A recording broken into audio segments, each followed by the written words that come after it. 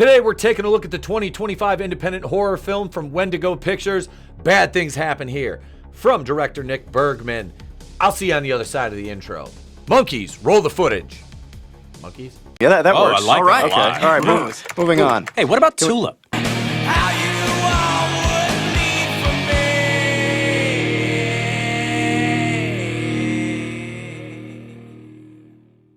What is up, everybody? Happy spooky season. It is me, Pete, ETEP, whatever you want to call me. You probably call me worse than that. That's fine. Thank you to all our channel members, Patreon supporters, our Harvey Wakuian producer tier channel members, our Kazooians, and then our Brainbusters over on Patreon. Thank you guys so much for supporting the channel. I appreciate you. We appreciate you because it's we, not me here at the channel. But right now, it is me, and I'm talking about Bad Things Happen Here. Let me uncover that. Bad Things Happen Here from Wendigoh Pictures. Director Nick Bergman, assistant director Roz Olin, I hope I'm saying his name right, who I met Saturday night at the Night 2 premiere out in Oscoda, Michigan. I was blessed enough to be invited by Nick out there. Nick's been on Tuesday Night Terrorvision a couple times, and we're going to have him back on, let him pick a movie to watch so we can review it. Speaking of reviewing movies, let me get to Bad Things Happen Here. And this movie stars Amanda Howell, Lily Denny, Chad Stadler, and Drew Robinson. Drew and I know each other through wrestling. For those of you who don't know, I am a professional wrestler, and Drew is working with our company. He's going to become a manager, and he was one of our cameramen before, but he acted in this movie in multiple roles, and it was very cool to see, one of your boys doing some big things like this. It was very cool, and Nick and the crew from Wendigoh Pictures put a lot of work, a lot of love into this.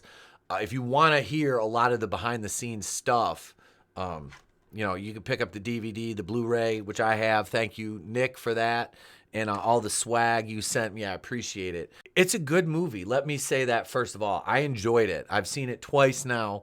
I watched it with my wife because he sent me this before I went to the premiere, and so we watched it together. And it's more of a psychological horror, although you do get gore in it. I'm not going to spoil I don't want to spoil everything for you. I want people to watch this movie so you can see that it's very layered in terms of the horror and the psychological aspects in it, which I really enjoy. I'm a slasher guy myself. This movie, and one of its main messages, suicide prevention, is a big theme in this. And there's a very uncomfortable scene, which, I mean, for some people it might be uncomfortable. I understand, the context of it, and having had friends that have, chose to punch out early, the topic hits close to home. And that aspect of the movie really resonates with the struggles, the psychological struggles with, mental health and things of the like, and how they affect people differently. And this is the story of, Mercy and her spiral. And it's very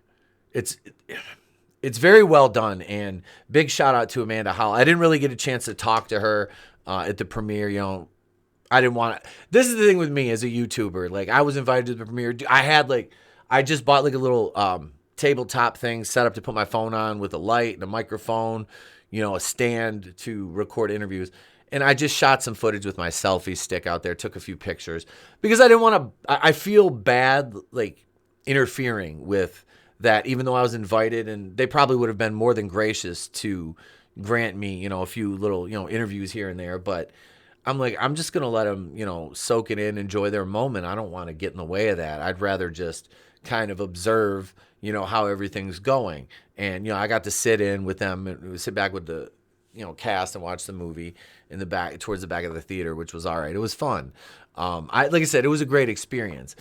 But back to the review. No, Amanda Howell really carries this movie with her role. I mean, main character, obviously, but she has really good range in this. In this, like I said, it's an independent film, and for an independent film to be so well done, because I watch a lot of these in terms of horror, and I've seen fan films of, your favorite, enter slasher name here. And then you see true independent films like this that aren't, shot. Well, they're let's face it, it's a shoestring budget, but it doesn't look like it. The end product does not look like it, which sets Wendigo apart, in my opinion, from some other companies. And one of the biggest ones that comes to mind, and I'm not drawing a direct comparison, but is Womp Stomp Productions, who did Never Hike Alone, Never Hike Alone 2, Never Hike Alone, Never Hike in the Snow. They have taken that Friday the 13th franchise to another level in terms of aesthetics and how they present it. And Nick does this psychological brand of horror and still some gore, and the gore effects are great in this. That is another thing that you learn how to do on these independent films is make the most of your budget, and the set pieces look great. And I'll link the interviews I've done with Nick on Tuesday Night Terrorvision. I'll link those in the description so you can go through and see those. But in short, this movie is the story of Mercy, who, after going through a tragedy, she goes back to live in her childhood home. And it is kind of the slow descent into madness story. And it's a question of what's real and what isn't. And yeah, it's a great movie with a solid message, well executed. And, I know a lot of people have issues with, actors in independent films and stuff like that, like the acting. The acting was good in this. The acting was very good. Yeah, and it's like I'm not an actor, so, but if you see people in roles and you're like, they take you out of the movie. There was no characters in this that really took you out of the movie, which is a big thing in a movie like this. There are some aspects of it that you would see in kind of like a mainline horror that get into that elevated territory, which sometimes I have a bone with. But it depends on what kind of film it's in. I'll have a bone to pick with stuff like that. Like, for example, if you're, In a Violent Nature. In a Violent Nature tried to do that elevated horror in a slasher, which for me, that is a slippery tightrope to, walketh upon. Whereas in a psychological horror like this, you have more room to get into that kind of auteur type, as long as you don't get too self-indulgent. And I didn't think this did. I didn't think it did at all.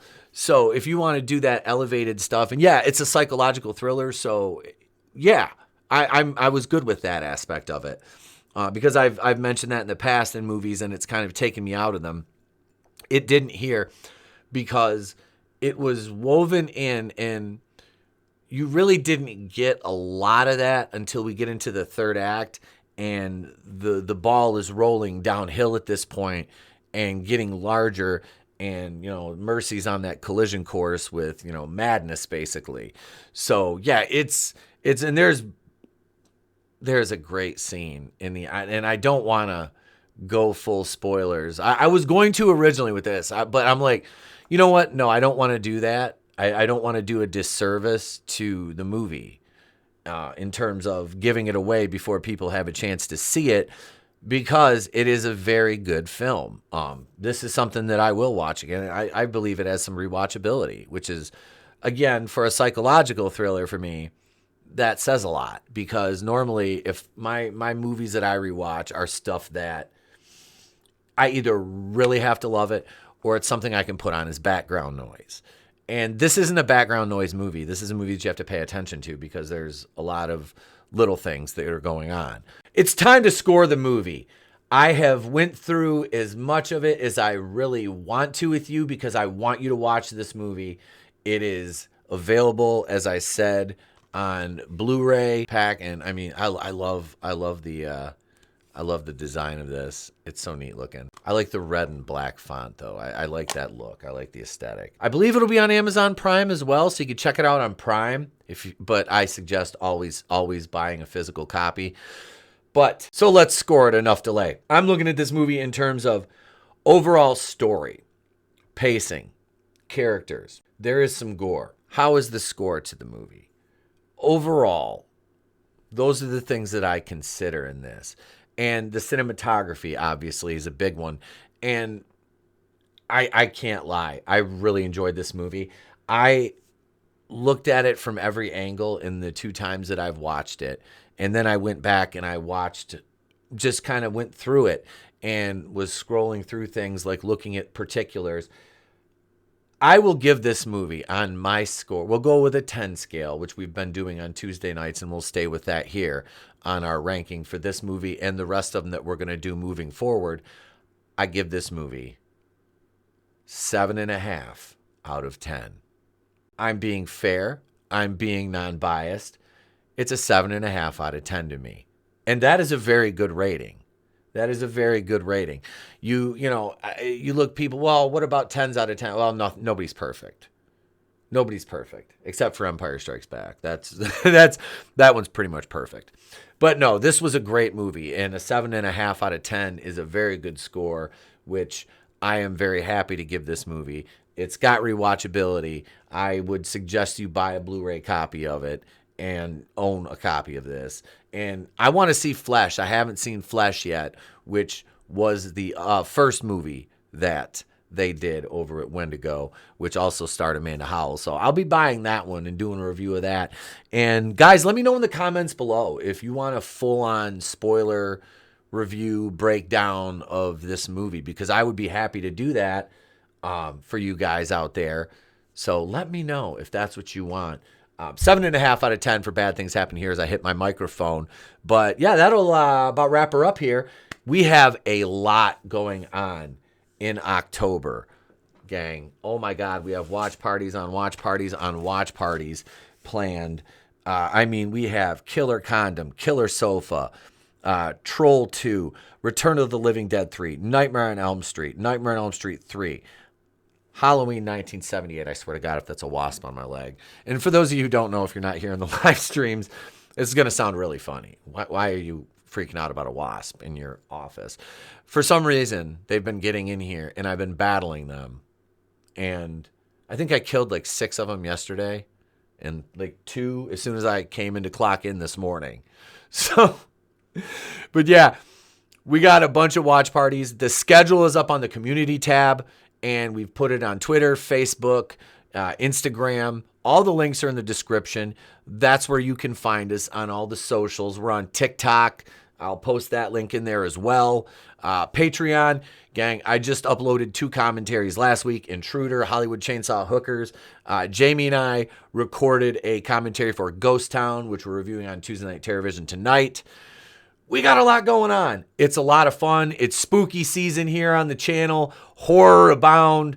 So wrestling's going to take a back seat, and we're going to focus on horror. I owe you guys a Halloween Resurrection full-on review, which you guys are going to get.